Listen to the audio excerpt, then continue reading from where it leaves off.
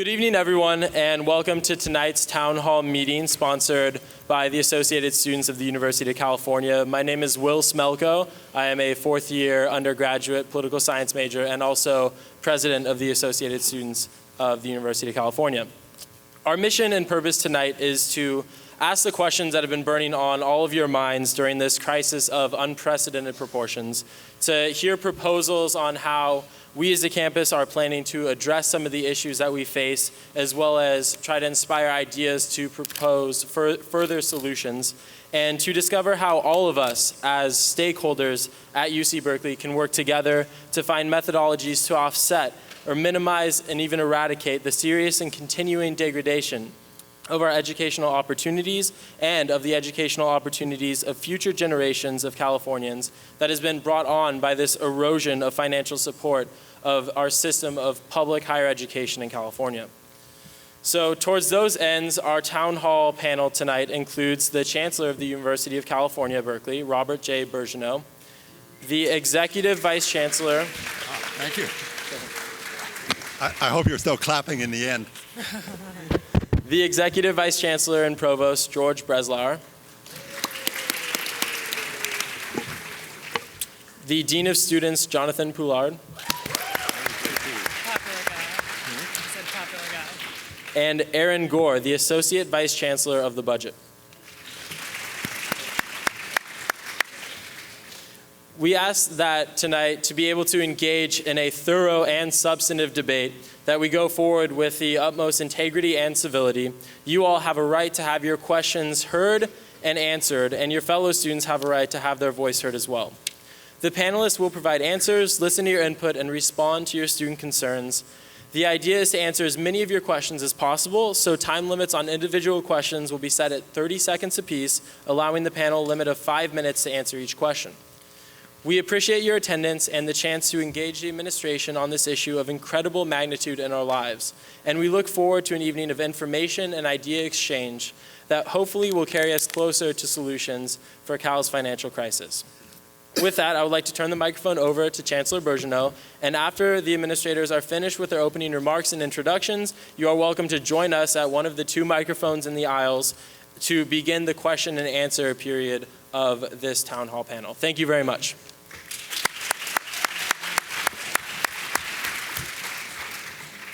Good evening, and go Bears. So I want to thank all of you for coming to the Student Town Hall event, and it's impressive to see so many of you out here for this event. When I first came, I parked in the parking lot, and then I saw people, not just students, but of all ages. Then I realized there's a basketball game competing with us right now, men's basketball game. Anyway, first of all, I want to thank Will Smelko and Chu Tran for all the work they've done to put this evening together. And as Will said, and I think all of you know, and I'll try and detail that for you, as will my colleagues, that we're facing unusually difficult economic times at a university that's renowned for its academic excellence. And our fundamental goal here is to sustain that academic excellence so that you all can have receive the education you deserve, but equally importantly, that all of the students who are going to follow you will also be able to attend a great university and to profit from having an extraordinary faculty and extraordinary fellow students. So, and all of people who will follow you also, we hope, will be as representative of California and the United States as you all are. So it's access and excellence is our goal. So, why are we in such a challenging situation without casting blame on the governor or any individual? The dilemma is actually pretty straightforward, which is that we entered this academic year with a shortfall in funding of $150 million, which, if you translate that into student fees, is an extraordinary amount of money. 30 million of that is unfunded mandates, which we've been facing for a while, like, for example, the Sacramento not providing us the funds to pay for increase in costs of heat and electricity, et cetera. And so these are what we call unfunded mandates. And I'll come back to this later. In addition, about until May, 2,500 of you were unfunded, which is that we were 2,500 students over our target enrollment, and the state has provided zero funds for 2,500 students, and so that's a very substantial amount of money, as you can understand, $25 million actually. Okay. So then, however, besides this $30 million unfunded mandate, in January, February, in that time frame, there was an additional, I guess, about $35 million, right, George? And we thought we had a budget strategy to deal with both the unfunded mandate and the $35 million shortfall, which involved various kinds of sacrifices, including very modest furloughs by the faculty and staff. And then what happened is that the May tsunami hit us.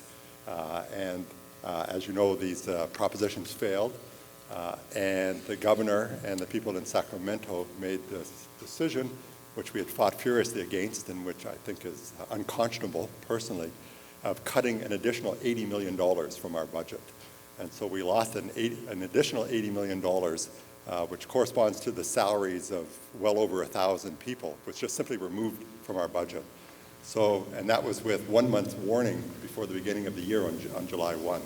So we're therefore sitting with a shortfall of $150 million, of which $100 million is actually taken out of our permanent funds.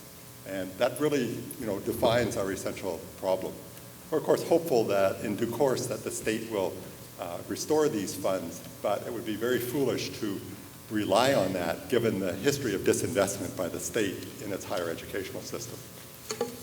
I do want to say, we're not completely alone in this, although obviously the set of us and all of you are dealing with, really an unprecedented situation for Berkeley.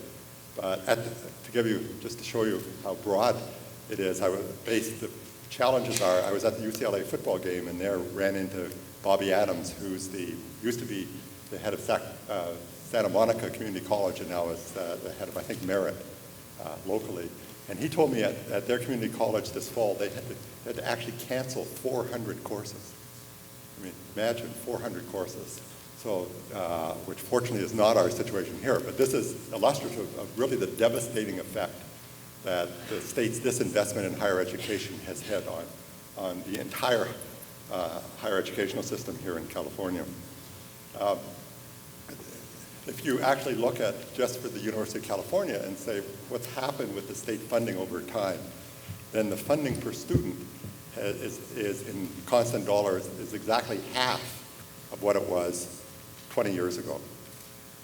And if you then look at fees, you will see that student fees have gone up progressively over the 20 years to compensate for the state's progressive disinvestment.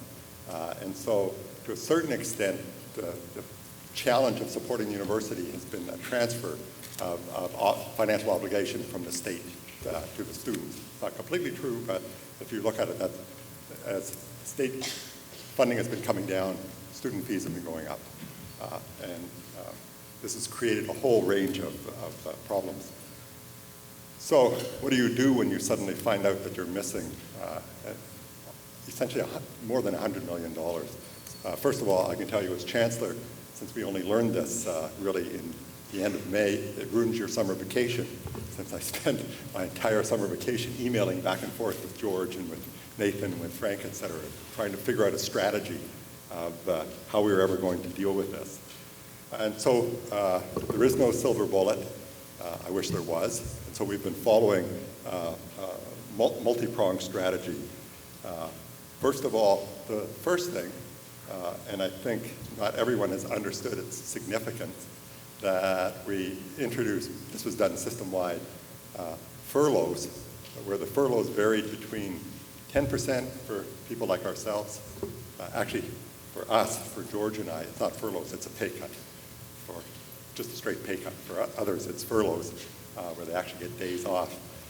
It's going down to 4% for the lowest paid workers. We are the only major university, the ones we compete with in the country, where the faculty have taken significant salary cuts in order to keep costs down as much as possible. And I was actually at a party during the summer with the presidents in conversation with the presidents of Harvard and Princeton Michigan and Stanford, and they said their faculty wouldn't stand for this. And so I think it's an incredible tribute to our faculty here because of their commitment to our students that they were willing to take 8 and 10% salary cuts. Right, thank you. So I mean, we would have had to take the cuts anyway, but I think that the faculty have participated in this is admirable. What that translates into is 450 jobs for staff, for workers. So if we did not have the furloughs, there would be 450 additional jobs lost, which would have been terrible for these individuals, and also would have made small departments especially dysfunctional because they just would not have had the money to operate. It would have had a huge negative effect on student affairs. So in addition to the furloughs, we also slowed down faculty hiring.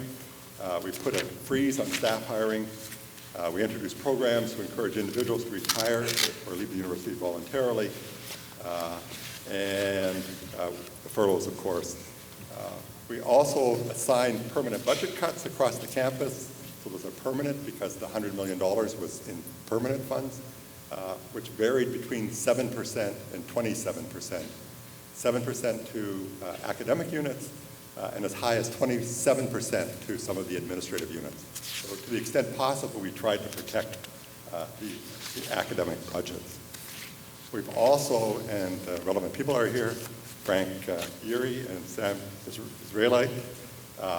We also have launched an effort to improve significantly our administrative operations, and we hope also, especially ones that impact students, like your applications for financial aid, registrar, et cetera, and we hired some outside consultants who are experts on this to basically identify strategies for us. So that's the beginning stage, and the experts are actually here, and so if you want to ask questions, detailed questions about the strategy for saving, we hope, tens of millions of dollars by operating more efficiently, I encourage you to ask them. So, unfortunately, that only takes us part of the way, and I'll now come to sort of, well, the first thing that, of course, is of concern to students is that, unfortunately, students have to participate in this as well as all of the rest of the community. And so, as you know, the Office of the President has recommended to the regents extraordinarily large fee increases, right? Correct? We're not in the same boat as you. Right. So you'll have a chance to ask the question. So later. So obviously none of us are happy about this, but that is part of the financial strategy going forward. If you say, what impact will this have on students? And again, welcome questions on this. Clearly, for middle-class students, this is extraordinarily difficult. Everyone recognizes that, and I'll come back to attempts to ameliorate that.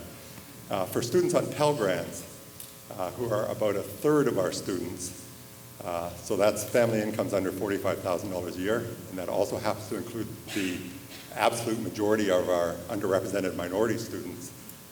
The relevant number, I think as all of you know, is not fees or the total cost of education at Berkeley, which is going to go up to about $30,000, but what's called the self-help level, which is the actual cost that the student has to pay through a combination of loans and work. For the last several years, we've kept the self-help level fixed at about $8,500, which is large, but a lot less than $30,000. And one of the peculiarities of our financial aid system here at Berkeley is that since 1/3 of the fee income is transferred as financial aid to primarily our students from low-income families, one of the effects of increasing fees is that there's significantly more financial aid available. And so the students from low-income families will likely not see their costs go up next year. But on the other hand, this will have a significant impact on middle-class families, students from middle-class families, and clearly we're going to need to find new sources of financial aid for those students.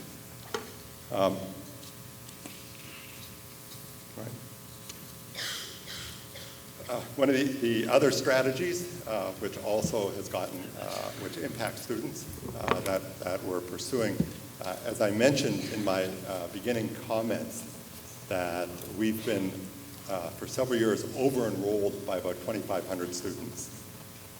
That is that there are 2,500 students above our target, Californians, for whom we have received no income whatsoever from the state to pay for the cost of education.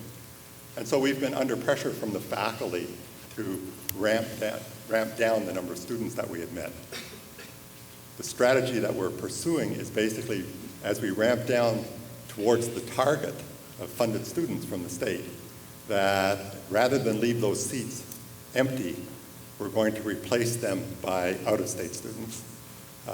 And I know this has mixed consequences. On the other hand, the revenue that will be generated if we follow this over 4 years and we replace all of these unfunded students by out-of-state students will be, the total is about $60 million, an extraordinary amount of money, which will greatly reduce, as it comes in, pressures, for example, for future increases in fees for Californians.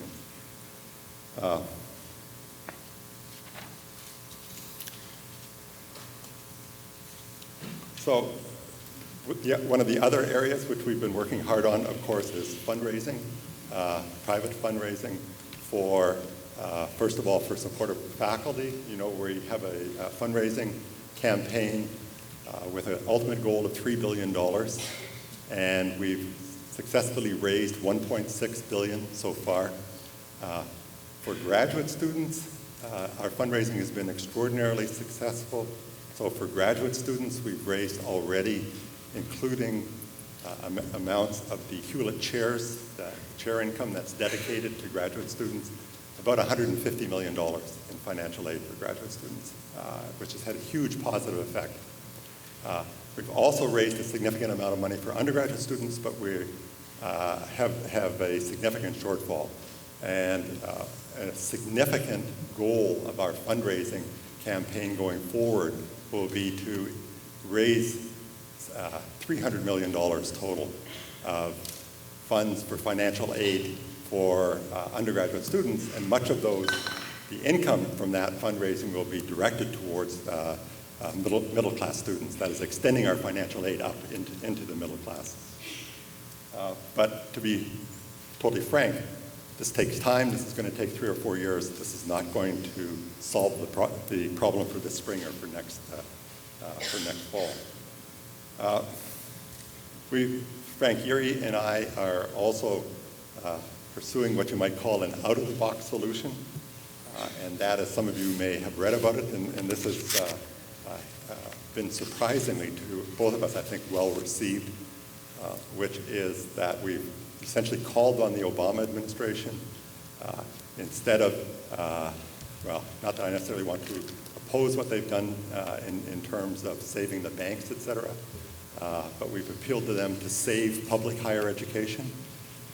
I'll just give you one number.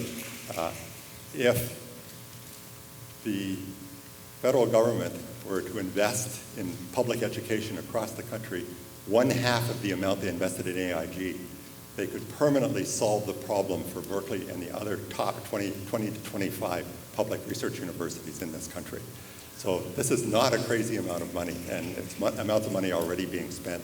We have a very specific strategy about this, and in pursuing this, Frank and I published an op-ed in the Washington Post, and I've been getting calls from university leaders around the country about how do we move forward on this. And in addition, I've met with people in the Obama administration who have been surprisingly receptive to these new ideas. So I'm very hopeful about this as a long-term strategy. Unfortunately, the people in the administration, particularly in finance, say, yes, but we have to solve the healthcare problem first. So, but they're cognizant of the challenges that we face in universities like Berkeley. What can students do?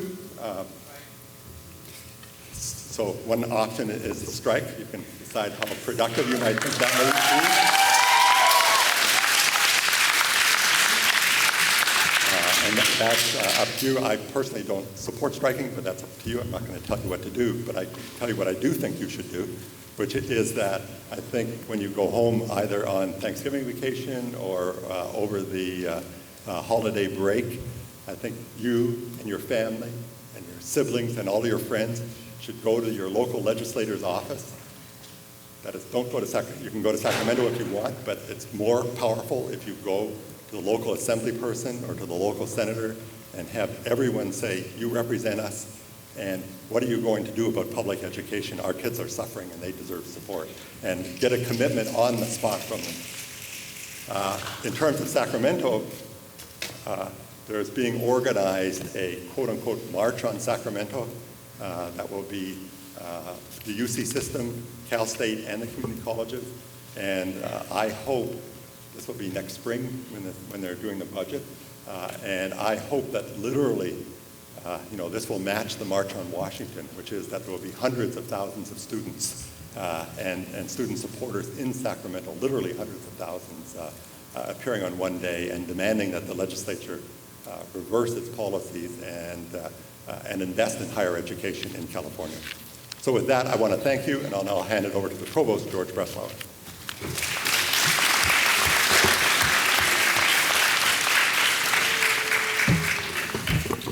Hi. Let me start by saying I'm in my 39th year as a professor at Berkeley, so I've seen it all, but I've never seen it this bad.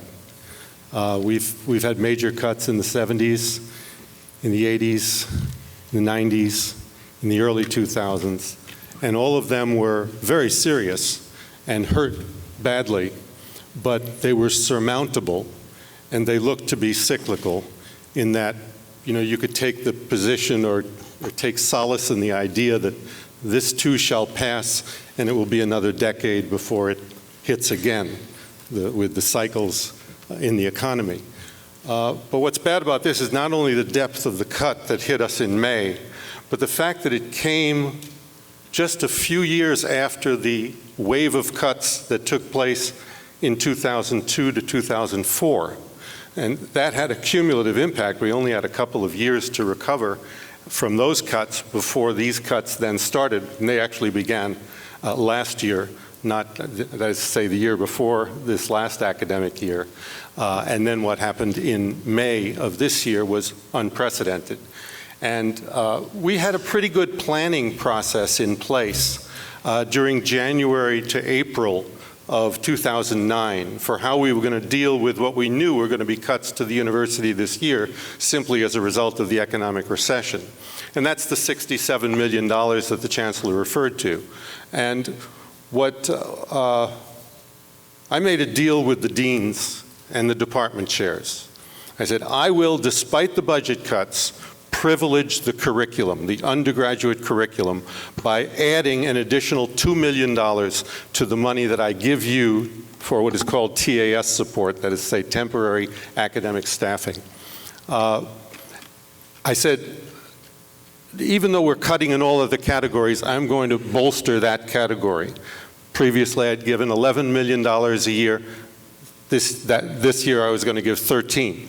But the quid pro quo was that I asked the deans and the chairs to dig deep. And they did. They were ready to dig deep in order to both meet the anticipated cuts and privilege sustaining the undergraduate curriculum, meaning the number of classes, the number of discussion sections, the number of GSIs that we would be able to field. We're still trying to figure out what impact May 19th has had on the curriculum. Because May 19th was when the ballot propositions went down, after which the governor said basically, I'm going to show you, the state of California, how much pain will have to be imposed if you are going to refuse to raise taxes. And the result was that our budget gap as a result of what he did went up from 67 million to the vicinity of 150 million, closer to 148 million, but who's counting? When you get into those magnitudes. Now, the deans and the chairs then had to, does that mean I have 3 minutes left, or I'm up to 3 minutes already? I have 3 minutes left. Okay. Sure, sure. We're now still trying to figure out whether the cuts that the deans and chairs had to take as a result of what happened after May 19th was at the expense of the money that they had set aside to protect the curriculum. We're doing a census now as to how many discussion sections, how many GSIs, and so on. And then I think we're doing pretty well this fall. My fear is that the commitments were already made for this fall back in May before this hit, and that where we're going to see the real impact is in the spring. But I'm encouraging, again, the deans and the chairs to do everything they can to avoid that, but you know, they still have to meet their cuts. So everybody is going to suffer. And that brings us to what's an interesting philosophical debate going on campus. There are many people who say we should show the state the blood in the streets. That's the phrase used. That basically means we should not try to minimize the impact of the cuts. We should instead try to maximize both their impact and their visibility. And that's a defensible position from the standpoint of political advocacy. Whereas there are others who argue we have to do all we can to protect the students from this impact. And then the counter-argument becomes, yes, and in the process the state will say, you don't need the money, you're okay, you protected the students. So we have hard choices to make here. With respect to political advocacy, the worst thing we can do is to shoot inward and start shooting at each other and saying it's your fault, it's your fault, it's your fault, or you should feel more pain, you should feel more pain, and so on. We've got to shoot outward toward Sacramento, toward the governor and the state legislature. We've got to do things at the so-called grassroots, the kind of thing that the Chancellor called upon you to do to make sure you go to your district legislator's office. Make sure you flood your legislative representatives' emails with weekly protests. Where do you stand on public higher education? That's the grassroots approach. Another approach called the grass tops approach. And that is go after the heavy hitters in the state who back UC, who are willing to call their legislators and say, if you want my campaign contributions, you're not going to hurt UC in the budgetary process. And then the third approach is to go have university officials go directly to state legislators and make the case. We've got to do all those things. You've got to work on it. Staff have to work on it. Faculty have to work on it. We have to work on it at the grassroots, at the grass tops, and at the direct legislative level. Nothing short of that is going to help. We've got to all be shooting outward. Thank you very much.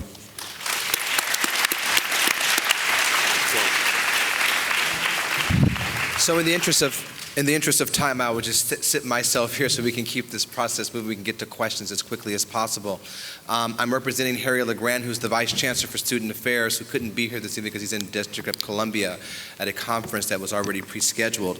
Harry wanted me to share a few words, and I'm also prepared to answer questions people have specifically about the ways in which the budgetary reductions will affect students outside the classroom experience. Students learn, as you know, both inside and outside the classroom. You do. The principles that we have guiding how we have moved forward within the Division of Student Affairs really center around 7 guiding principles, which include active learning of our students. It includes how do we help them develop ethical values around how they engage the campus community, setting high expectations for community engagement, use of systematic inquiry, how do we know that what we're doing is actually effective for our students, using our resources to the best of our ability, really partnering well with those across the campus to help us meet these reductions in a very timely and hopefully very efficient manner, and also trying to maintain, which I think is one of our hardest goals, how did you do all of that while maintaining inclusion? We value these things, and sometimes our values get pushed to the limit when we have such draconian budgetary reductions. I don't think any of us could have imagined that we would have been taking a 20% reduction this time last year, and yet here we sit and here we stand.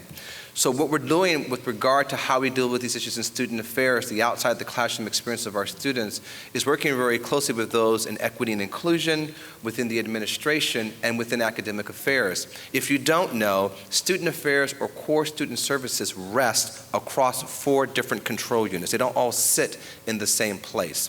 And our job is to make sure that as we make budgetary reductions, we do so and do not compromise the overall sort of experience that students have on the UC Berkeley campus. That is not a very easy job, but I think it's one that we're very committed to, and one that Harry LeGrand, my boss, the Vice Chancellor, is also very much committed to making happen, so that students do not feel the impact to a great extent as possible. Two of the things that we're working on clearly or specifically, one includes those students who live on campus, because one of the things that Student Affairs is responsible for is residential living, not only for students, but also for faculty and staff. And we're looking at right now, how do we maintain the status quo and not increase the residence life and the residence hall fees for next year? Recognizing that if students have to pay more fees from a tuition perspective, and they have to also pay higher fees for the cost of living, that's like a double whammy. So how can we keep those fees constant over the course of the next academic year? So Harry, my boss, has employed the Associate Vice Chancellor, which is LaNorman Strong, to work on that very issue. The other big issue that I hear all the time as the Dean of Students, and I have the privilege of working with many of you in this room day in and day out, usually it's always good. When I'm working with you all, one of the biggest concerns you've talked to me about is how do these fee increases impact students, particularly those who come from low-income families. And what will happen if the fees go up 32%? Because of the way, and the Chancellor spoke about this a little bit, because of the way in which our financial aid system works and that we have a 1/3 return to aid for all of our fees, those people who have families who come from families less than $60,000, their fees are covered. The bad news is that those middle-class students, their fees are not. So how do we make sure that we reinvest in the Cal Grant system of this state? The other big issue, though, is will the sticker price of the campus make other people feel like, I just can't go there. It's just too high. It seems too far out of my reach. And I think us in financial aid, us in this room have to think about how do we educate people who are not familiar, all of our first-generation college students who are not familiar with how the system works. How do we make sure that they understand that even though these fees have gone up, if you come from a family where your fees are below $60,000, that those fees will get covered by this institution? That, I think, is a task for myself, it is a task for financial aid, and it is a task for all of us who advocate on behalf of the value of inclusion. With that, I'll stop and take questions later. Thank you. Great.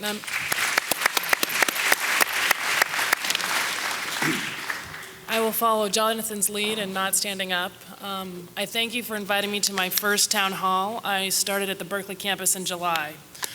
Just a couple of points to reinforce the numbers that have been talked about earlier. The budget gap that we were looking at is $147 million. That's $116 million of new cuts and $31 million of systematic underfunding over the last decade.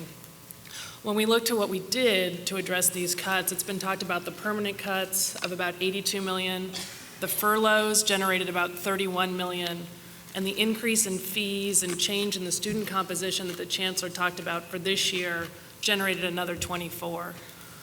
As I look to next year, what I feel is more pressure. While none of us have a crystal ball, we're 3 months into this fiscal year, and the state is already $6 billion behind in revenue. And so that means that the pressure we're feeling now isn't letting up in the short term. And that's one of the challenges that we all face as we continue the educational excellence as we look to next year. I think we're ready for questions.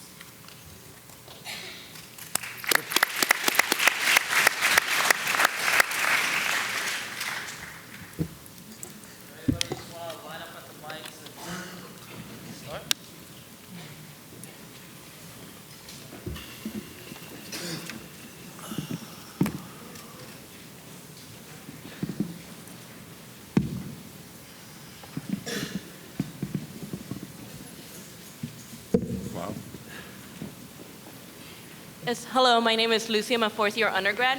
You mentioned how most of the people affected by this will be middle-class students, but actually the people that are affected the most are immigrant and AB 540 students that do not get any financial aid. So what are you going to do in order to alleviate their burden in this problem? So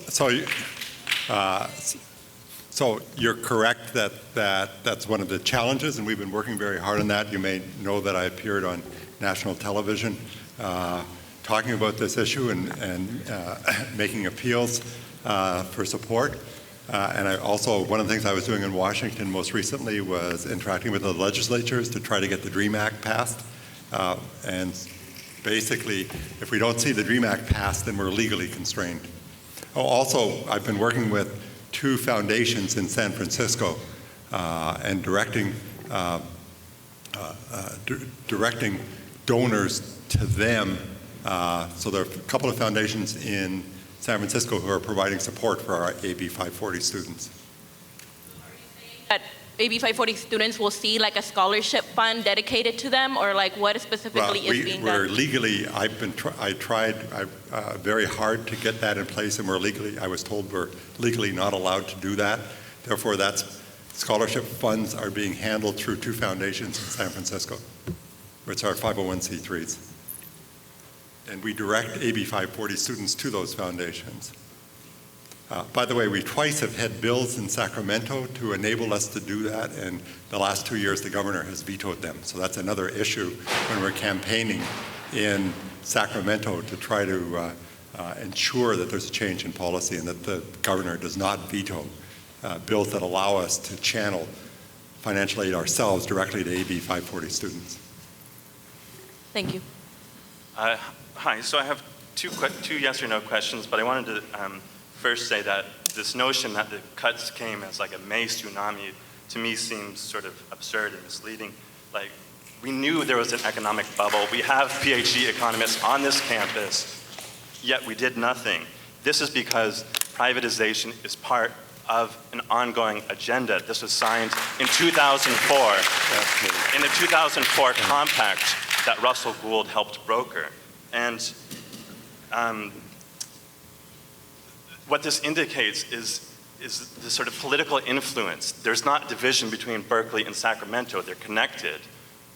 The regions are appointed as, after they give donations to the governor. Russell Gould was the assistant in Governor Schwarzenegger's campaign. So to point at Sacramento without pointing at the Board of Regents is totally absurd. So my 2 questions. My 2 questions are, 1, will you support Prop 656? Will you publicly support Prop 656? And 2, the second part of that is, why did nobody in the administration say anything about Prop 87, which would have provided sustainable public funding for the university? And why didn't you say anything about BP's $3 million to defeat that proposition? My second question is, yes or no, will each of you commit to supporting a more democratic Board of Regents that is based on publicly financed elections and nonpartisan elections?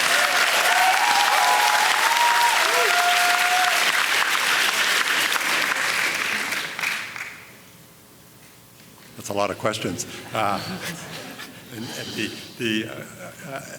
As I'm sure you understood, the complete and entire thrust of our efforts with the Obama administration are to return us completely and entirely to being in the public domain. So if anything, our political efforts are to restore fully the public character of Berkeley, as you well know.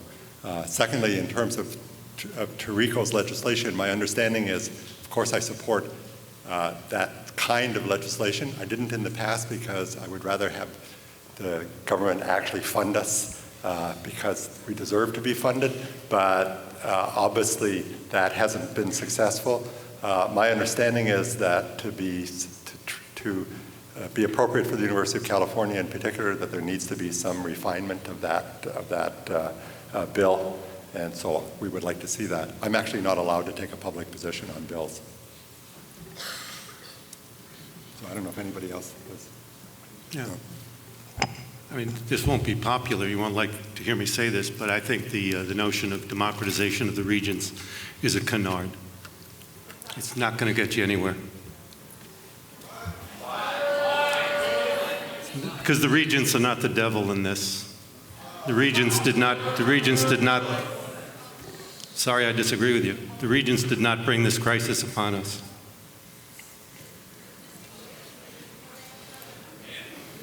And the oil severance bill that Alberto Tarico has sponsored, I support that. I think it's much too modest. The entire UC system would only get $300 million out of it. It's only a 1%, as I understand. I think there's 4% in Texas and much more than that in Alaska. If it went up to 4% in California, and you multiplied the 300 million by that, then we'd be talking about a meaningful stream of income. Good. Very simple question for you. Why have the people of California, why are they in denial? Why have they decided to abandon the public education system in our state? Why is the citizenry is not putting pressure on the governor? And what can you as university officials and what can we as students do to change how the people of California see this problem? Mm-hmm. Boy, that's not a simple question at all. Yeah. It's a really challenging question. You know, I have to admit, partly I actually don't understand the progressive disinvestment by the state. I have some conspiratorial ideas which are a little bit paranoid, but I don't think I want to be quoted on them. Connected with the change in the nature of the population in California. On the other hand, what can we do? You know, I think that politicians respond to pressure, and that's why I said I think all of us need to be, all of us, I mean I do it already, but I think all of you, as I said, need to be not just yourselves, but your family, your siblings, et cetera, need to be going to the actual offices of the legislators and demanding that they make a commitment to public education. And this is bipartisan.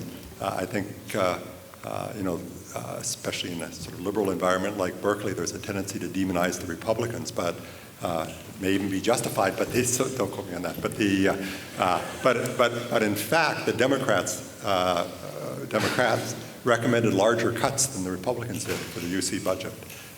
And so this is really, I think, an extremely difficult situation. George, you're the political scientist.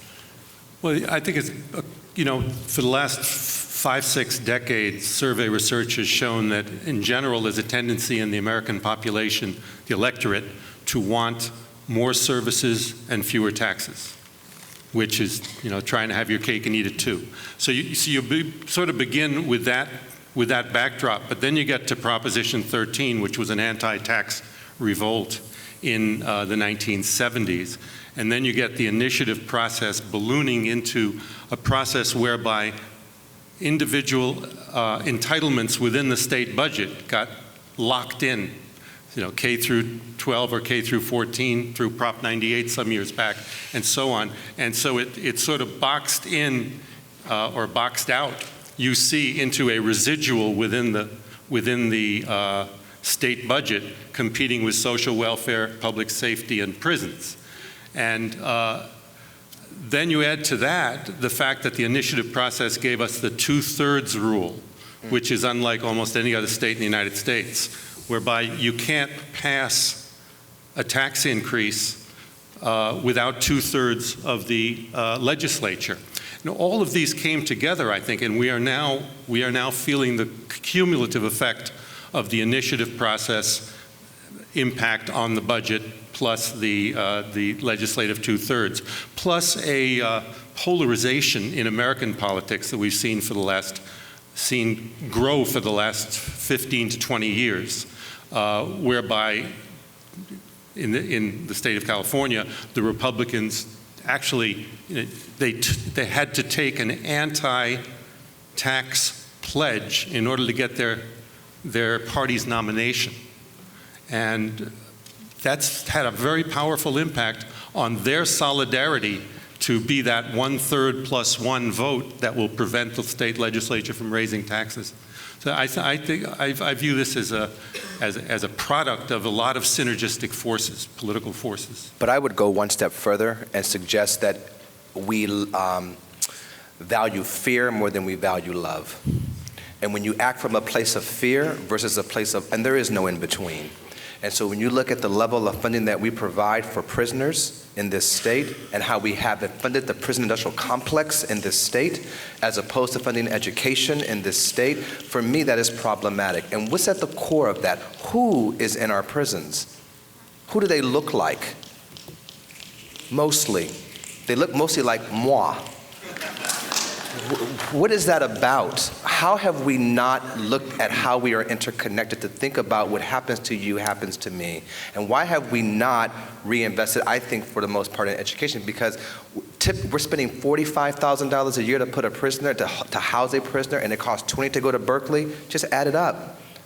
And who's benefiting by that?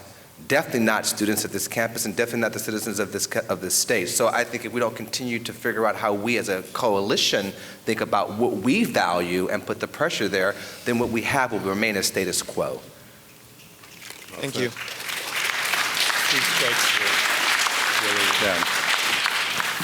If I can just remind everyone really quickly, you can see the lines are very long, so if we can keep questions to 30 seconds and answers to 5 minutes or under. We'll be faster.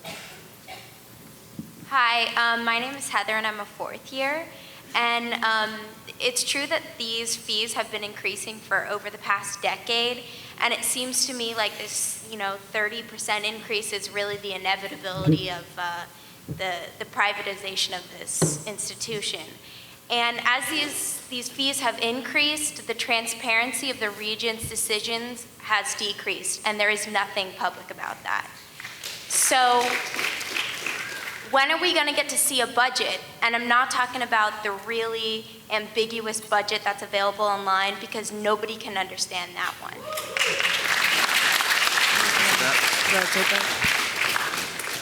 So I think there'll be a couple of things you'll see online between now and the end of the year. The first thing will be a budget primer, which will go up around Thanksgiving, which will outline kind of the big broad picture of the budget, the process, and the forces. And then as we go towards January, there'll be another document put online which gives the detail that you're looking for.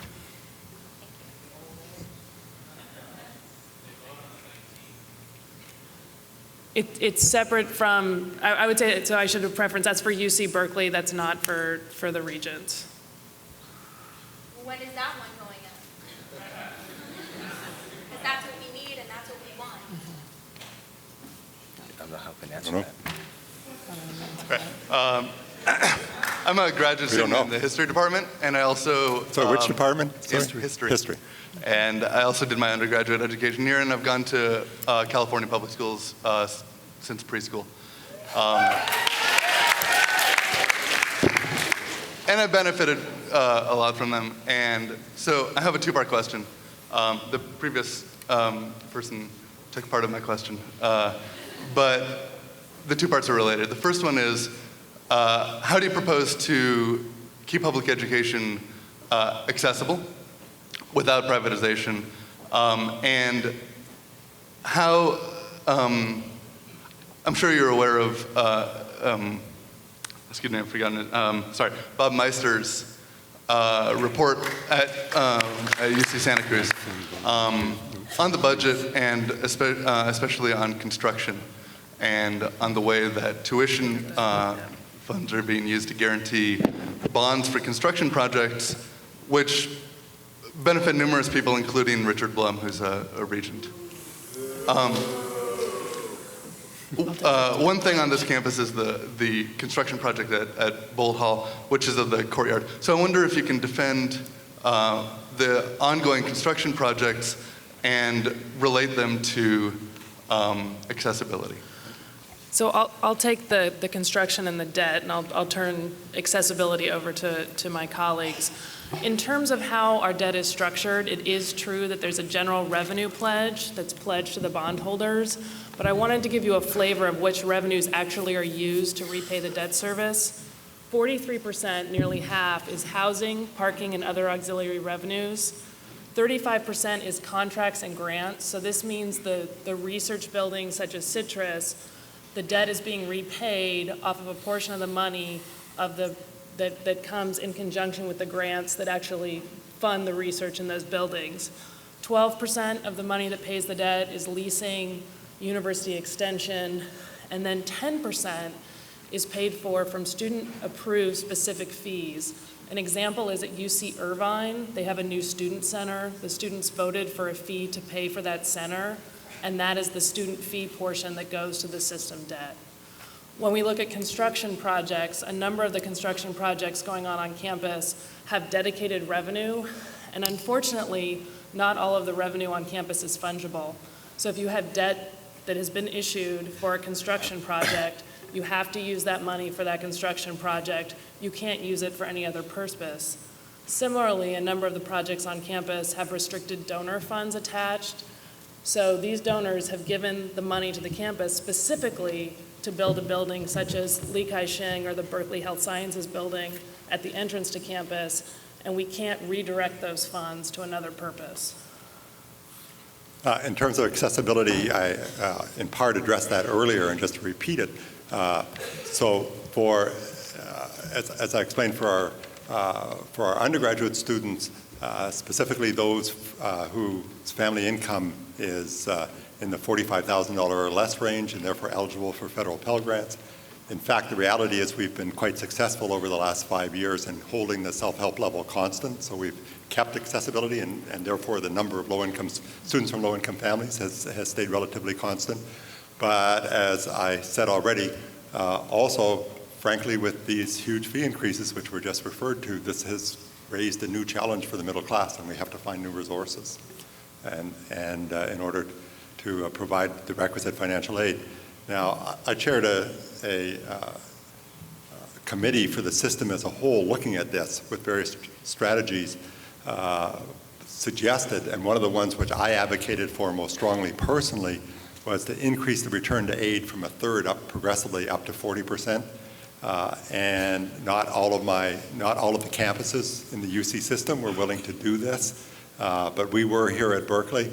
But then the current financial crisis has really caused us to postpone that. And so I wish that we could proceed more rapidly, but if we do that, then those funds are going to come out of other already depleted sources. Hi, my name is Ricardo Gomez. I'm an undergrad, and I live at Rochdale Village, which is a co-op in Berkeley, and it's one of the most affordable apartment complexes here in Berkeley, probably the most affordable for students. And the lease is currently up for renewal. And I was wondering if you will stand in support of affordable housing, or for affordable housing for students on our campus, because what I've heard is that in the recent negotiations, there's been some scare tactics going on the part of the university. So I'd like to know how you feel about that. And knowing that 80% of the students that live at Rochdale are members of the Equal Opportunity Program and really need this housing. So thanks. So Ricardo, good to see you again. You know, I have not yet looked in detail at the Rochdale situation, so I can't give an off the top of my head statement on that. But I can, so I will. So, and some of you may know it, but don't. I have been working with the co-op community. I had a meeting with them on Monday. I have another meeting with them and my Vice Chancellor, Harry LeGrand, on Monday the 9th. There's also a committee of folks from the campus that includes folks from the leasing office, and includes folks from Residence Life and others to look at what is really going on. I've also been in contact with my colleague over here, Barbara Davis, who oversees the EOP program, who's also made it very aware. There are many folks who understand really the legitimate issues that are going on with Rochdale as a part of the co-op community and what kinds of support it provides to students, particularly those who are disabled and the students who are from the EOP community. So what I can say to you is that that is an ongoing conversation, and I have told the students that I will work with them to make sure that those concerns are heard, so that as we make decisions, that decisions are making sure that they're inclusive of what would be the impact if that lease is not renewed. Okay. Can I just say, like, can we have your general support of affordable housing? Well, if you know me, then you would know, yes, of course you have my general support. I'm talking to the Chancellor. Oh. Yeah, yes. Sorry, Bob. Yes, also, but I'm not going to make a formal commitment without knowing all the details. Good afternoon, panel, students. No, he should not know the details. TWLF. Presented! All right. Chancellor, you wrote on Sunday, March 27, 2005 in the Los Angeles Times that at Berkeley we are missing out on exceptional African American, Latino, Native American students. You wrote that inclusion is a public good, not a private benefit, And you wrote that intercultural competence is the ability best learned via experience with an appreciation of other cultures to navigate successfully in today's globalized society. 2005 was also the year that a memorandum of understanding was reached between students representing Third World Liberation Front and the administration, securing funding for a temporary space at Heller Lounge for our Multicultural Community Center. Along with multicultural student development, we are a space that provides resource, cultural programming for recruitment and retention to ensure that equity and inclusion represents a reality and not just rhetoric on this campus. We support and cater services to AB 540 students, students of color, and other systematically underrepresented students who, as well as larger communities of workers, migrant people, and people of color outside this campus, are most affected by the financial crisis and cuts to public education. We demand administrative accountability to your commitment to our communities. The MOU is up for renegotiation in 2011. So our question for you is, how do you plan to support the Multicultural Community Center and the Multicultural Student Development Offices? And if you could also please summarize how the budget cuts are affecting currently Lower Sproul redevelopment. So first of all, I want to congratulate the TWLF, I probably got this right, Third World Liberation Front, for their continuing advocacy on these issues, which I think are important. And as you know, we've made and continue to make significant investments in the Multicultural Center, which I believe in strongly, and the Multicultural Center is part of the Lower Sproul planning. But I just have to admit that these huge cuts in the budget have caused us to have to rethink our strategy there. And so, again, this is the thing where I'm in discussion actually with the Graduate Assembly and with the ASUC about the best way of moving forward. And we're still trying to get a financial model that will enable us to move forward. But the Multicultural Center is very definitely part of the Lower Sproul planning. Can you say how specifically you plan to support the Multicultural Center throughout the Lower Sproul redevelopment process and how the budget cuts have changed your approach, please? So I thought I answered that by saying that. Of course, I support the Multicultural Center. Without a financial model for how we move forward in the context of the current budget crisis, I can't make a commitment until we have a financial model that says this is how we're actually going to pay for it. Well, thank you for your support, Chancellor. We will be holding you accountable to your promises. Fine.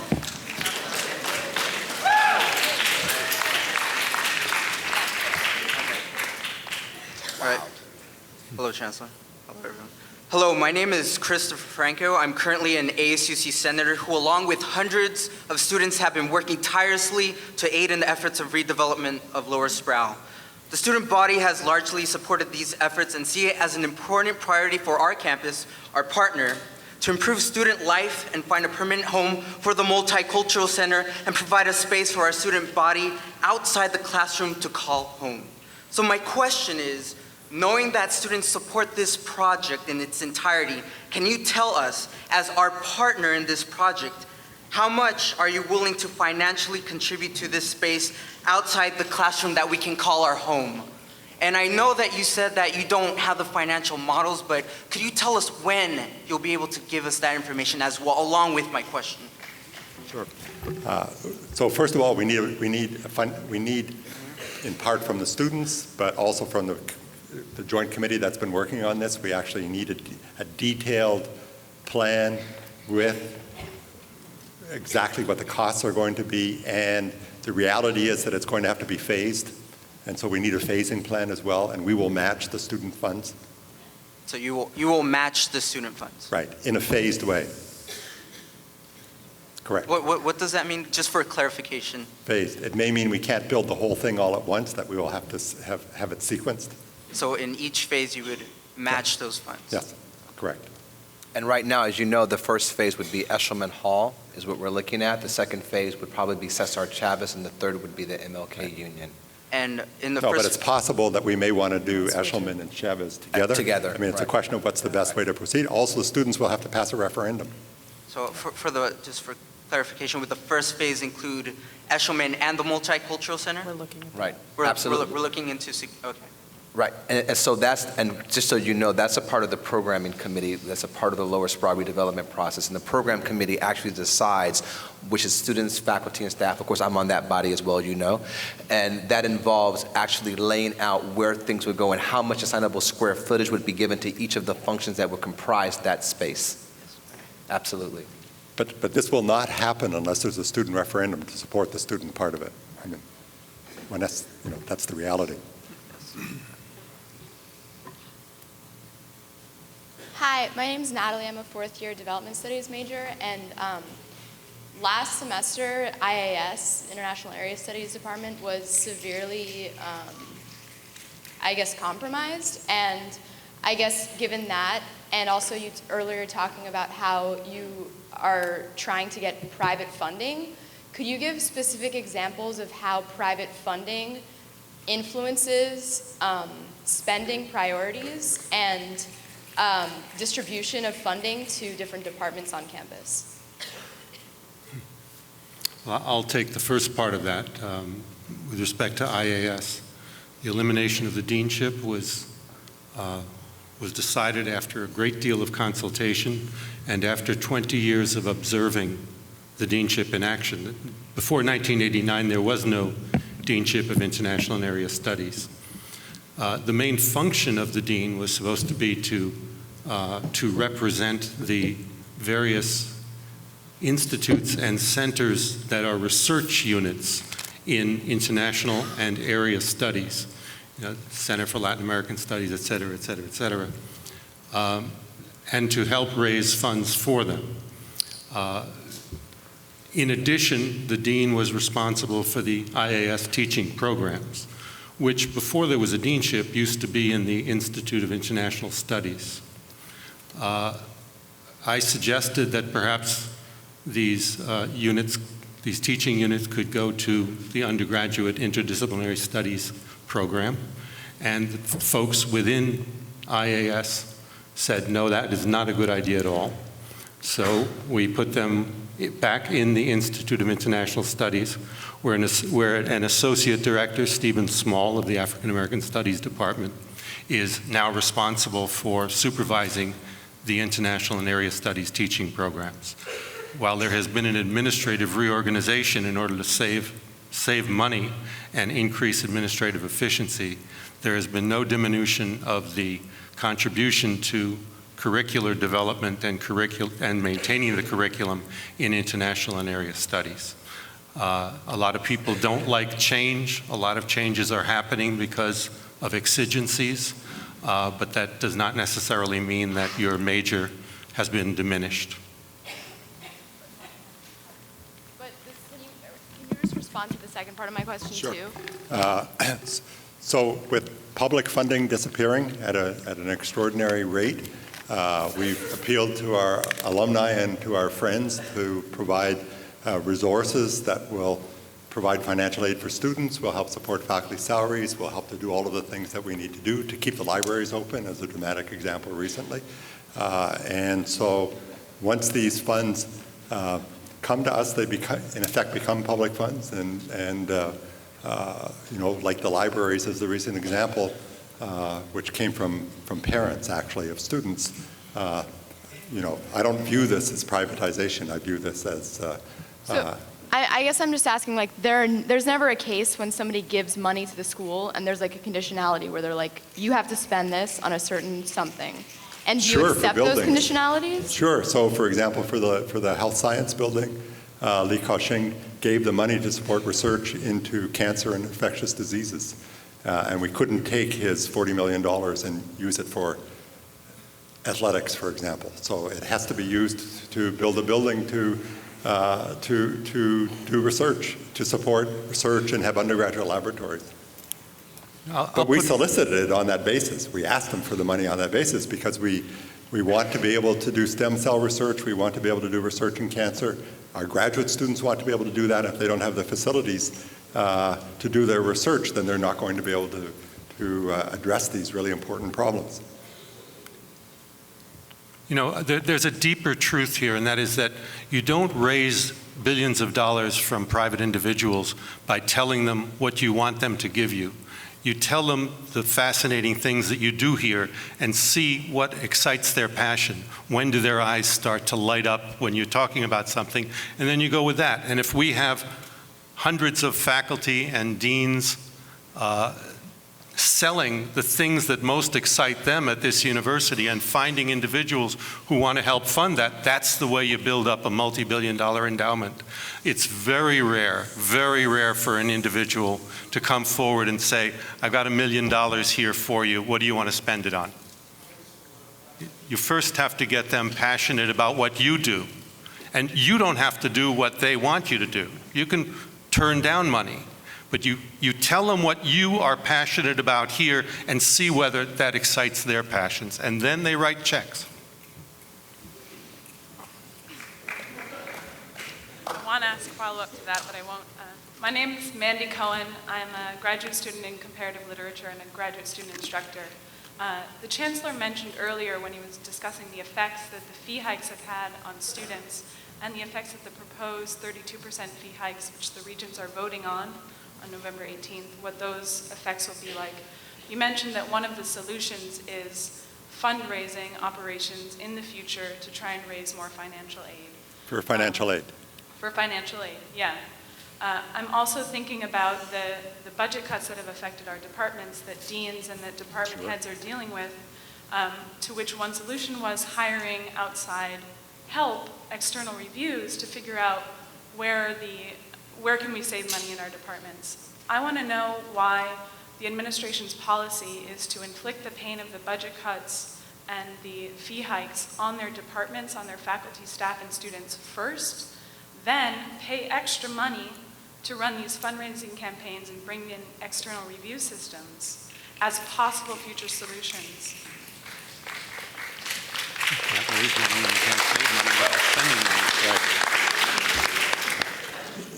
So our goal in the Operation Excellence, and maybe Frank will want to talk about that, is to save tens of millions of dollars a year. And we made the judgment that in order to save those large amounts of money, we had to make, on that scale, a relatively minor investment up front. So we made the decision to make a minor investment up front with the expectation that we will save much larger amounts of money later, which will go very directly to the departments. And so, it's the standard process to make investments initially in order to save money in the long run in order to support our enterprise. I would add to that for every dime you spend on fundraising, you raise $1. And that's a pretty good investment. A follow-up point to that, I forgot to mention first, an additional problem with this is why when the unions on campus and the academic senate are already proposing solutions for these problems, why the administration still needs to go out and pay more money for these external solutions. Still needs to what? What was the end of your sentence? Why the administration still reaches to the external review process for solutions when their faculty and their students and their unions are offering solutions already.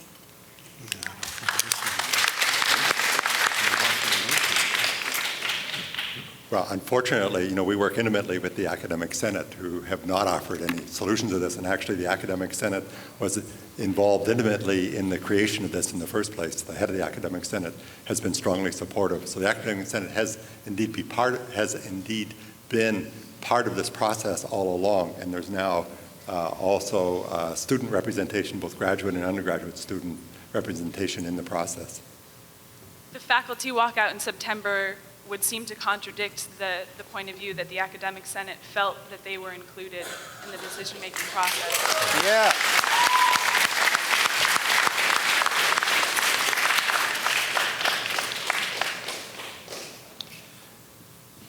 I'm not here to demonize anybody, but I am here to demand leadership, which is why you guys are sitting up there. And my name is Ramon Quintero. I'm a transfer student. I'm a single. Yeah, that's right. And I'm also a single parent that used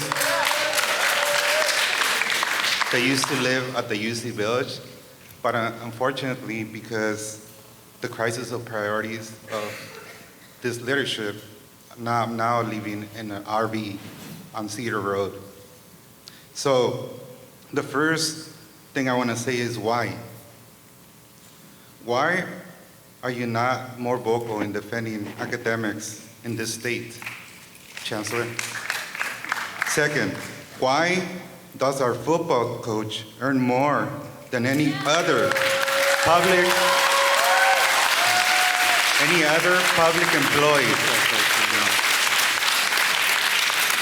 Why do you increase rent, tuition, and decrease the quality of education of this institution? Decrease it. Lastly, where is your strategy when you are paying the coach millions and increasing fees on the poor students on this campus?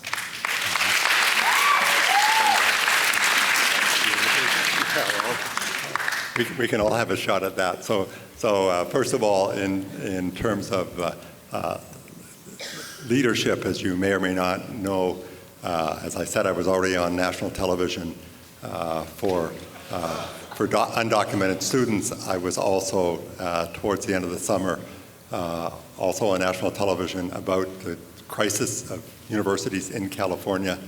I've been one of the more outspoken persons trying to address these issues. Maybe I could have provided better leadership. I don't know. We're doing our best. And I haven't seen anybody else out there doing any better. It's not to say we can't do better. We could, but I'm not, if you can point out to me role models that I could emulate who are playing a stronger role, then I'll happily try to follow them. In terms of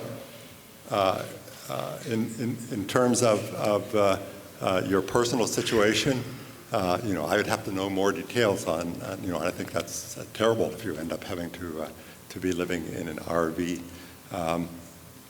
The coach.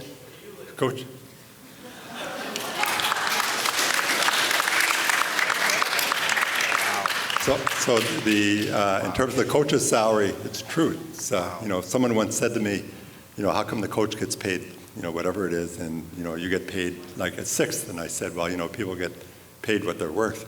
But in fact, my salary gets paid for out of the regular operating budget gets paid by the state. The coach's salary gets paid for out of donations from alumni who are football fanatics, and so it's a completely different source. And unfortunately, it's not fungible, so it's not possible to take these donations that pay the coach's salary and move them over into another domain. On the other hand, it's also true for those of you who have looked at the situation for intercollegiate athletics that the football program, and to a lesser extent men's basketball, is tremendously profitable and actually supports many other sports which otherwise we wouldn't be able to have on the campus. And in particular, plays a role in us being able to satisfy the legal requirements of Title IX and support things like our women's swimming team, which won the national championship. So the finances of intercollegiate athletics are complicated, but it's explicitly, if we did not have intercollegiate football and basketball, then we wouldn't have an intercollegiate athletics program, including the 17 medals that our students and alumni won in the Olympics last summer, which we're all extremely proud of. And I think I forgot the last two questions. Well, that's good and all, and I thank you for your answer. I think you're an honest person.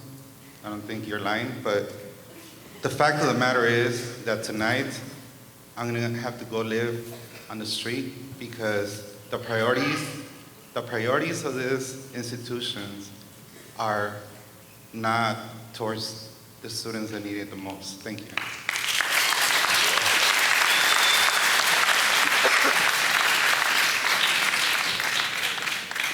Hello, my name is Kyle Simmerly. I'm a third-year political science major.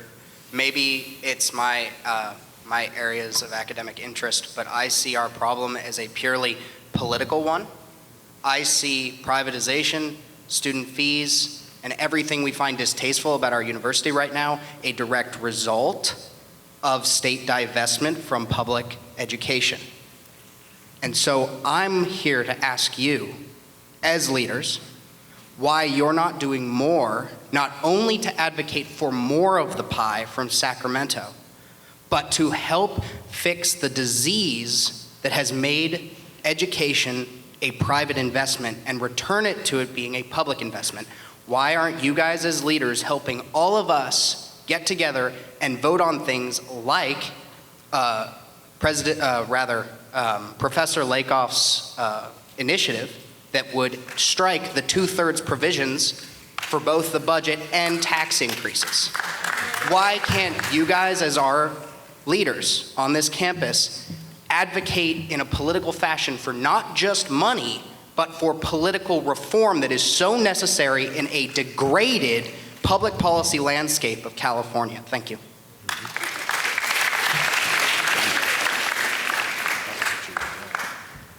I agree. We agree, and as I explained earlier, my own belief is that in the long term, based not just on the situation in California, but the situation nationally, is that this is a national crisis, not just a California crisis, and that we've seen a progressive disinvestment in public universities across the country. Many are much further advanced in terms of quote-unquote privatization than we are here at Berkeley, and that's exactly the reason why Frank Yeary and I here are currently making huge investments in doing straight politics in Washington in order to try and create a new model for the sort of support of public education and return us to a fully public model. We will be putting up information on websites about the email addresses of all your legislators, as well as their local district offices, so that it will facilitate your getting involved as well in putting on the pressure. There's only so much that we can do as individuals, and we're doing it. But we need, well, there are a lot of aspects to the job, and we need you. We need the hundreds of thousands of students in the UC system, the 1.6 million alumni from the UC system, the 180,000 faculty and staff in the UC system to put the pressure on Sacramento. A public speech by the Chancellor and me will go only so far. Well. Hi, my name is Jennifer, and I'm a third-year undergraduate. As a student, I'm also concerned with the health and safety of this campus and how the budget cuts are affecting it. I heard that recently a professor from Corey Hall was injured by a loose chalkboard that fell upon him, and he was sent to the hospital and broke 4 ribs. And I'm just wondering how you guys are responding to it, because I've known that a maintenance worker had filed an issue report about it weeks ago, but because of the issues of layoff workers, that there was no workers to follow the problem. And so I'm asking that how are you guys concerning the issue of health and safety because of the layoff workers?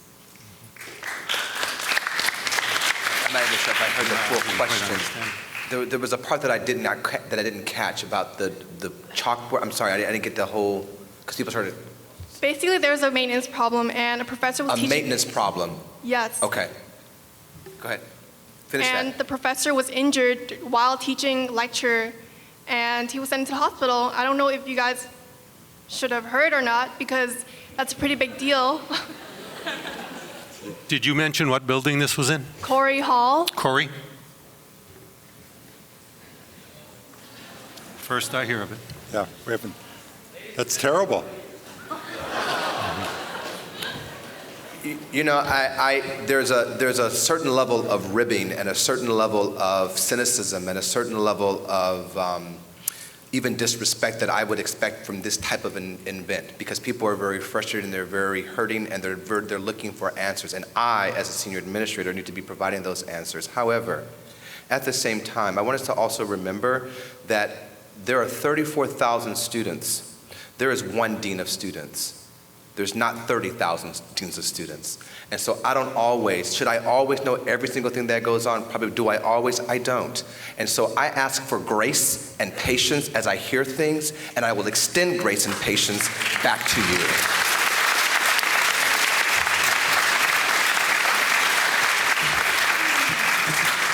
So sorry. back to your point, this is the first I've ever even heard of this particular issue over in Quarry Hall. I had not heard this, right?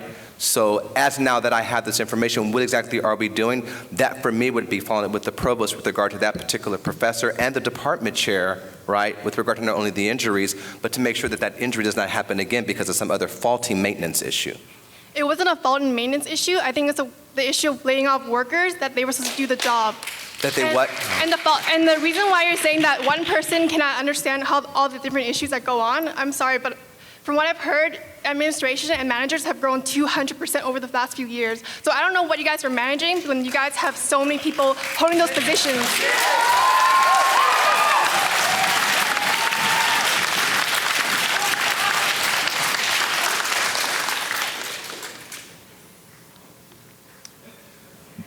Guess it's my turn. My name is Jacob. When I received the email invitation about a week ago for this event, I was told that there was going to be a dialogue and exchange of ideas. And so with that in mind, as a student, I don't feel like my voice has been heard and I've been valued as a contributor in this UC financial crisis. I feel like decisions have been made behind closed doors, and I felt like the $3 million private consulting felt like a lack of trust in the collective creativity and wisdom that exists on this campus. And then so a young lady asked this before, but I wasn't quite satisfied with the answer. But Chancellor and Vice Chancellor, I was wondering if you're serious about receiving input and involving stakeholders, especially students, in solving the UC financial crisis, what is keeping you and the UC president from making the budget completely open, public, transparent, and understandable to students? Because I don't feel like we can truly be involved unless we can understand what the budget is. Thank you. I think that question was both asked and answered before. Right, we answered it for the UC budget, for the UC Berkeley budget, we answered it. I don't have the answer in terms of when the UC regents are going to post that information. So my question is, what is keeping you from making that available? As I mentioned, the Berkeley budget primer is being edited right now and will be up on the web before the beginning of December. So it's finishing up its process and will be up then. What about the UC system? That's the answer that you guys should get for us. Hello. Last year, a lot of the language classes were cut, specifically the East Asian languages and the Southeast Asian languages. I want to ask, what is the logic behind cutting languages for API students, and how are you planning to address this as our leaders? Well, if you're speaking about last year, they were not cut. The budget cuts were restored to those departments well in time to restore that curriculum. The appearance of cuts was a product of decisions made as larger budget cuts rippled down. So I think the answer is that the cuts were restored last year. What this year looks like remains to be seen because of the late notice we got on the budget cuts this year. In that case, I'm asking then for a lot of the programs that are specifically for students of color, for the Multicultural Center, for the Bridges, which helps with retention and recruitment. A lot of their programs have been cut. How will you address the programs? How will you address these cuts that have been affecting students of color and the diversity at this campus?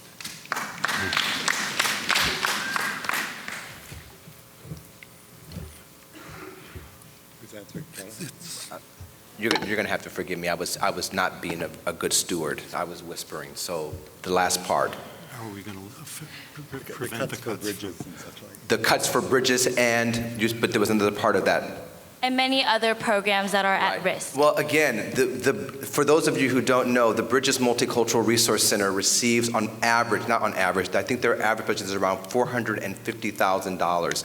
That's from a multiple number of sources. That comes from $50,000 that the Chancellor gives. It comes from $78,000 of SAPEP money, which are outreach dollars. It comes from Prop 3 monies of the ASUC, and it also comes from funding streams that each of the RCs apply for every year through the ASUC budgetary process. So on average, it's around $450,000. This year, their budget was cut from the SAPEP monies and from the Chancellor's allocation monies. My office actually oversees those funds. That's $128,000. Those funds were cut proportional to the cuts that we took in campus life and leadership. So in my area, which I'm responsible for, my budget was reduced by over, well, there was $300,000 from permanent reductions, and there was $150,000 from a one-time allocation, and that money was, so we cut the budget proportional to what we received as a cut. So when that looks like for the future, I think until we have more additional funding, we will continue to see program erosion, particularly in the area of campus life and leadership. I have cut 4 positions out of my area of about 45 staff.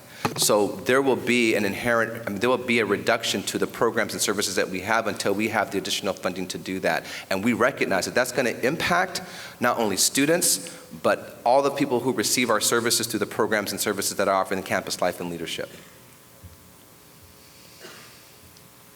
My name's Yvette Falarka. I'm a public school teacher here in Berkeley, and got my master's here as well in education. I'm also here representing the civil rights group BAM, By Any Means Necessary, and I have 2 questions. One, given the fact that this forum has exposed that we have a real crisis of leadership here at this campus and at the UCs, but we have a growing movement of students and workers who are fighting for the right to public education and are developing the new leadership. Then, Chancellor, with all the influence that you have that's already raised a $1.5 billion war chest, what will you do to direct some of your friends to help students get to Sacramento and pay for the buses to be there marching in the spring? So 2, I also want to ask about UC's hypocrisy, and especially UC Berkeley. I teach in the Berkeley public schools, and I see how privatization is tearing down not just our schools, but the students in our schools. And the way that we're seeing it, and the worst way we're seeing it, is through charter schools.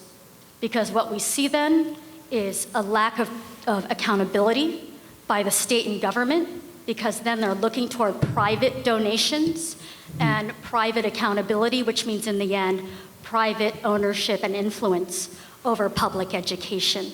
And in the end, the charter model is just like other people are expressing already. It's putting public education on a market model and a market system, and our students are not for sale.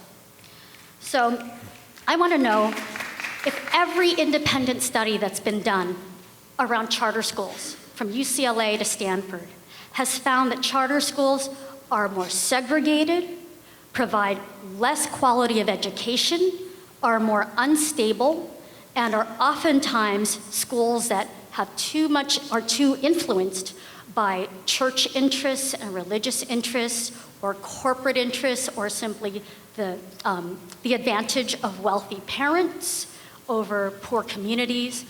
Why is UC Berkeley supporting the development of a charter school in Berkeley Unified School District? That's incredible. Given the record of charter schools in Oakland, they abuse children.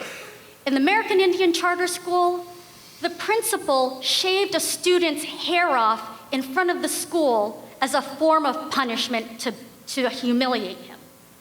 He also referred to a young woman inappropriately to her body parts in front of grad students from Mills College, which was exposed in the East Bay Express, and ultimately forced him to resign, but not for another year. And if that had been a public school, I promise you, he would have been out in a heartbeat. So why is this happening? Why are you gonna bring that to Berkeley rather than fighting for what we really need? Berkeley has authority to fight for what we need for public education. Help us fight to stop teaching to the test. Help us expose the racism of the SAT and the California state tests. Help us show that critical thinking and not rote memorization is what's really needed, and help us show that reducing class sizes and having honest discussions about what racism really is in public education needs to be done. Because otherwise, I hear lots of good words, but administrators and Chancellor Birgeneau, your deeds do not match your words.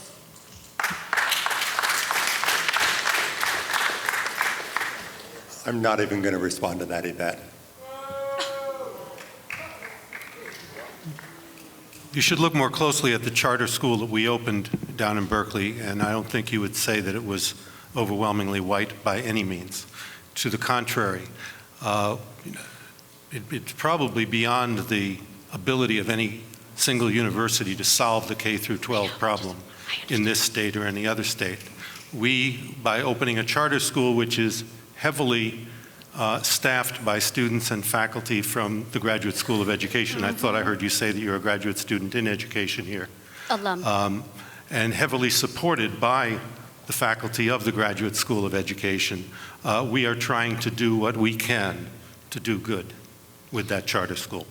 If it is having an eroding effect on the quality of public education, I have a hard time believing that one charter school is going to do all of that. It's not about one, it's about the whole movement. And whether one is majority white or majority black, charter schools are aiding the segregation of public education, and Berkeley should not go down in history being a part of that process. We believe that this charter school is making it possible for hundreds of elementary and middle school students to aspire realistically to go to college. And some of our outstanding faculty, including, for example, Frank Worrell, have committed a huge amount of their energies to having a successful charter school and to serving otherwise education-deprived young people.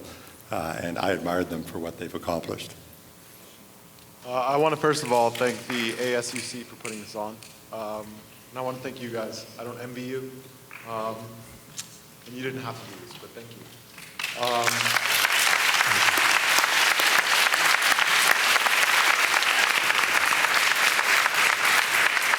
That being said, I think a lot of what's been talked about tonight is just systematic political failure. So moving forward, how is the UC, specifically UC Berkeley, going to address and turn it into systematic political success?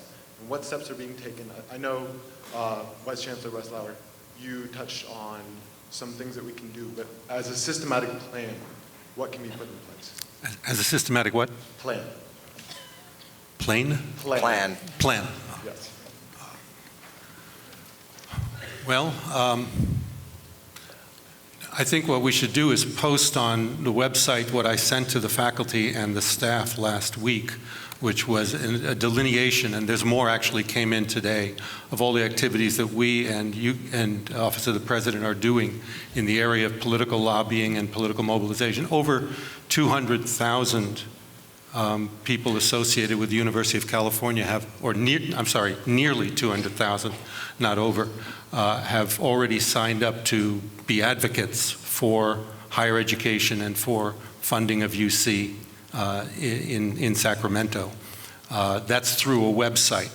So what we're going to do is make available to the entire student body the information that we distributed to the faculty and staff last week.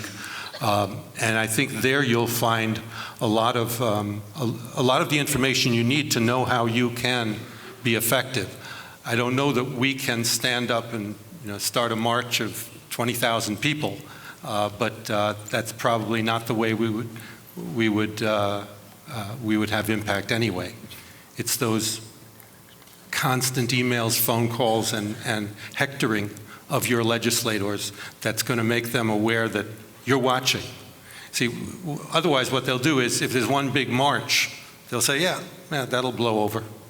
But if you're constantly hectoring them, the same way the Republicans are constantly hectoring their legislators of, one bad move on taxes, and you won't ever get elected in this state again. That's the kind of sense of being watched that you need. And it's labor intensive. It's not something that one big march will do, because they'll write that off. But it's probably the way, if you're asking for a plan. Yeah. So I agree with that, obviously, although I do think a multi-100,000 march on Sacramento in the spring would have an impact. And I think our students need to support that. I agree, actually, with that. Yeah. Good evening. My name is Christina Outfield. I want to make a quick shout out to those of you living in RVs or on the streets or your friends. I hope you'll support our Save Rochdale Village Cooperative campaign. You can find us on Facebook if you search for Rochdale. And my question to the panel now, on one of the organizing bodies for the September 24th protest was the General Assembly, and they came up with a list of 6 demands. And I think I and many other students want to know, Chancellor Birgeneau, whether you endorse these demands or not, and why. And I'll go ahead and read them. Let me know if you need me to repeat them. 1, no student fee increases. 2, no layoffs, no furloughs.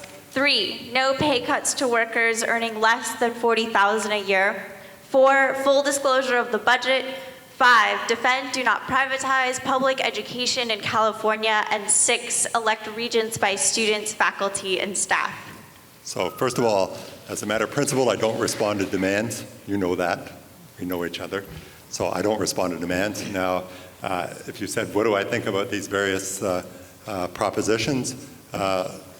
Without student fee increases, the quality of education will deteriorate significantly. So unfortunately, student fee increases are required. Let's see, that's number 1. Number 2 is layoffs.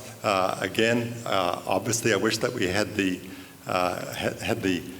monies to actually pay the salaries of all of our employees, but we don't, because the state removed more than $100 million, and so the money literally doesn't exist to pay salaries. We've worked as hard as we can to minimize layoffs. I think I made that clear to you, and so I think we've done a good job. I was just listening to the Chancellor of Irvine at the Council of Chancellors meetings a couple of days ago in the UC Irvine campus, which has had layoffs which are far beyond what we have had here in the Berkeley campus, because we've worked as hard as we can to retain as many jobs as possible. But some layoffs are inevitable because the money literally doesn't exist to pay people's salaries. And the layoffs, by the way, have gone from the associate vice chancellor level, from the top all the way down, and have been relatively uniformly distributed. Let's see, the next one was the under 40,000. No pay cut. My own instinct was not to have any cuts for people under 40,000, but there was a system-wide. So that was our local recommendation, but the system-wide furlough system that was set up ended up with 4% for the lowest paid workers. And when Chancellor Breslauer and I challenged that, we got basically told that for the system as a whole, when they basically calculated how much money would be saved, it was concluded system-wide that unless there was 4% at the bottom, that not enough revenue would be generated to save the number of jobs that we needed to save to minimize the number of layoffs. Let's keep going, the next one. Full disclosure of the budget.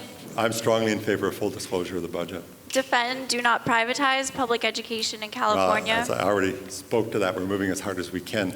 And elect the regents by students, faculty, and staff. I'm neutral on that. I would like to see a more democratic process, and I've personally been pushing. One of my unhappinesses with the regents is that there's not a single academic. So there's not anybody with academic experience. So I've personally nominated a couple of people who I think would be, who are experienced academics, who are very forceful, and I know would be outstanding members of the regents and would represent our values very well, but I've not been successful in that. Thank you. All right, I'm an out-of-state undergraduate from Austin, Texas, so I guess I apologize if I don't exactly understand the UC process and California politics like all the other people. My question, I think, is really obvious, and I feel almost kind of stupid that it hasn't been brought up before. My question is this. You say that the government has not been funding the university fully for a while now. So that proves that you are clearly trying to take advantage of a disoriented and confused economic situation to push these widely unpopular measures. If we need these crazy nebulous fee increases now, why don't we at least make the increases temporary and vote on them later when we're not this confused and we're not all going crazy and we understand how they've affected us? Again, it's correct, as you said, that we've seen progressive cuts over time, but because they've come slowly, we've been able to adjust in a systematic way. And we thought in January, with the cuts that were coming in January, that we also could manage them in a well-controlled way. But then suddenly we had an additional $80 million disappear from our budget, and that has to be responded to. Unfortunately, there just isn't a choice. When the money isn't there, the money isn't there. I hope that indeed, following what you said, that we see that we come back to some kind of an equilibrium and that we can make some corrections to what's happened. Rehire people, start hiring more faculty, follow my proposal, which was to ramp up the size of the set-aside to increase the amount of financial aid that we have available. It's a whole bunch of things that we would like to follow in the long term to ameliorate the situation. But in the short term, we have this sudden change, and we have to respond to it. We don't have any choice. Sorry, I just want to respond to that. I mean, my answer is that there's a difference between wanting to go back to an equilibrium and requiring that we go back to equilibrium before we can come back to these crazy fee increases. I mean, we should be able to have a chance to at least redecide without having them be permanent, to redecide whether we should keep them, because we know that there's a lot of these fee increases that we don't know about now, and we don't know exactly how they affect us now. I mean, I'm not sure that I understand what you're trying to say. I think if I take a different aspect of this, and that is the increase of enrollment of non-California residents in the undergraduate student body, which is part of the financial model for climbing out of the hole that we have been forced into. If the state were to not just stop its divestment, but reverse its divestment in higher education, I could very well imagine that we would go back to closer to a 90% California resident model rather than the 80% that we may be drifting toward now due to financial exigency. So that might be, an explicit bargain we can make with the state if we got to that stage of bargaining with legislators about this, that when they restore $60 or $70 million worth of cuts, we can then go back to a 90-10 model. That hypothetically, that would be possible. But it really depends on what the state does. It would be nice to have no fee increases, no layoffs, no pay cuts, and all of that. But then, okay, then the question becomes, how are you going to cut $147 million? I just wanted to finally respond, and you guys don't have to respond to this, but it's just my belief that even if California starts making more money and they're able to fund the education more, I don't believe that if we've raised our tuition now that we will go back and decrease it as an extra measure. I think that we need to force us to decrease it before we can increase it back to what it is now. Yeah, or back to what it would be. You may be right about the politics of that. I could well imagine, however, that what we could end up doing is when funds start to get restored, and they're not going to be restored either quickly or in their entirety, we could increase the percentage of the fees that get returned to financial aid, so that those that can least afford them or can less afford them, because the lower income students are covered, will be protected. Even at $10,000 for 1/3 of our student body that come from high-income families, that's an extraordinary bargain. And so if we can return more of that to aid, we can protect the middle class better. And that might be one thing one could do without necessarily reducing the absolute size of the fee. Hi, my name is Andy. I'm a first-year undergrad. So fee increases obviously have a huge effect on me because it'll affect me for the next 4 years. And this was actually kind of, you guys already just talked about this, but I want to know your thoughts on, do you believe that if fee increases are passed by the regents, I understand you guys aren't regents, but I still want to hear your thoughts on, do you believe that a provision should be included in that saying that when economic times are right, that the fees should be brought back down, that way that the fees aren't permanent, so we don't see a privatization here, so that when economic times are right and when we can afford it again, we can bring the fees back down? What do you think? No principled objection. Yeah. The two of us at least have no objection in principle. Yeah, depends on what one means by when things are right again. One would have to be very specific, not just stopping disinvestment, but reversing state disinvestment. Certainly my own view is that fees should not get any higher. Okay, so I have a very, very simple question. We are often told that the problem is Sacramento, the problem is the state. Okay, I agree to a certain extent, but the problem is also right here. So we're also often told several times that this is a shared sacrifice. We're all going through this together. So if that's true, I really want an answer. Do you guys and other folks in the administration commit to giving yourselves poverty level wages before you lay off any workers, before you cut any classes, before you cut any student services? And I really want an answer. Why or why not? What does a shared sacrifice really mean in practice? So for me, I would ask you, and what should that be? Well, I was talking to one of the workers, and the starting pay for custodians is $12.50. Right. So this is what I think is really interesting, and I think it's kind of hypocritical. You all are in college to get education and get degrees. And when you get them, you're not going to settle for a pay cut at $12.50 an hour.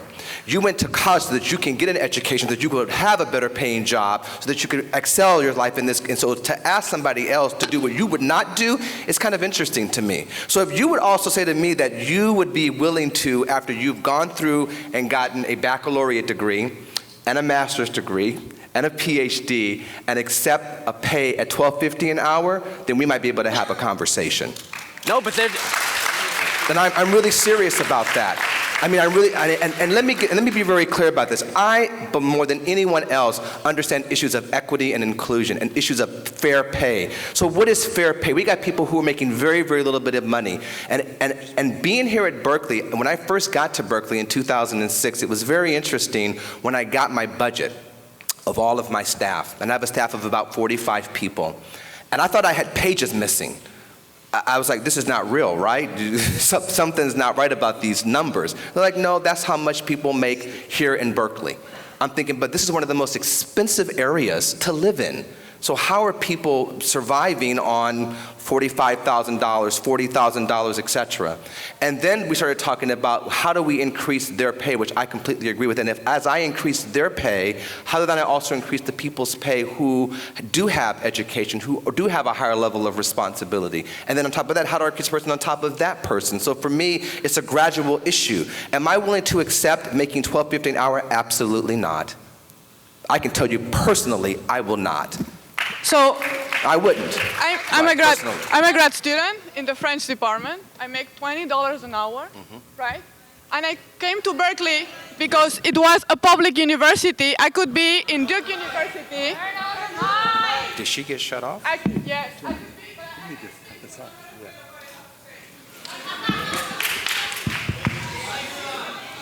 Okay. Anyway. And I don't feel it's a shaming for me, even if I get my PhD in Berkeley, to go and teach in the community. Because what I will be doing in the community is fighting for better wages, fighting for public education. So I think the former question was, it seems to us that it's a little bit easy to say, yes, we're for public education, but you have to take the cuts. You have to live in the street.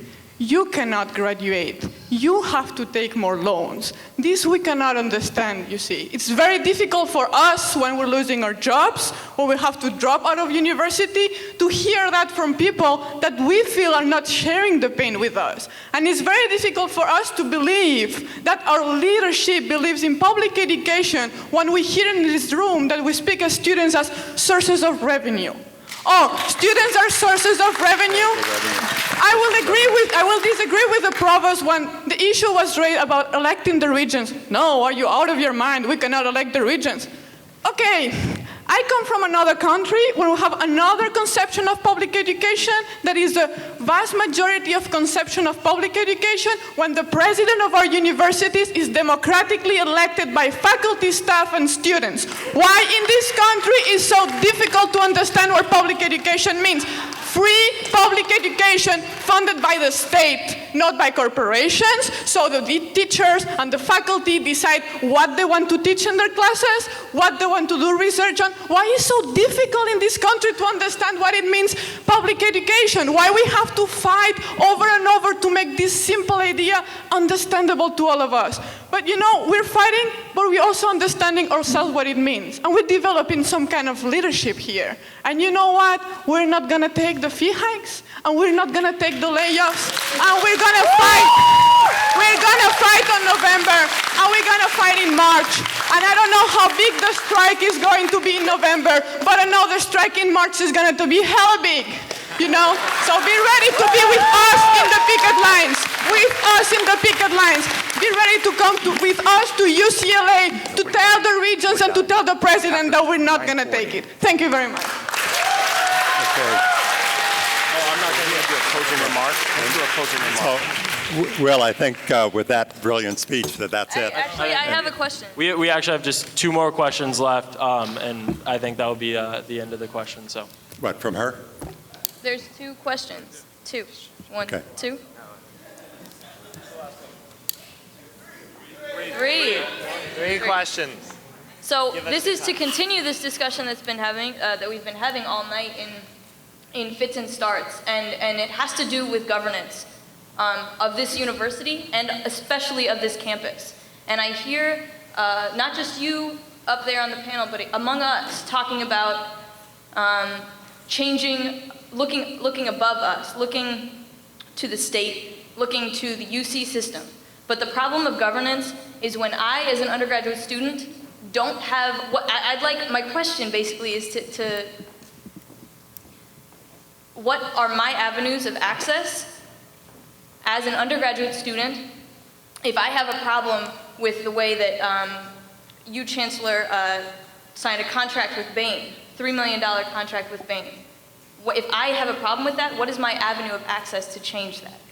If I have a problem with nuclear weapons research going on within this university, what avenue of access do I have to change that? If I have a problem with my tuition money getting pledged to bonds to keep this university's credit rating up, what avenues of access do I have to change that?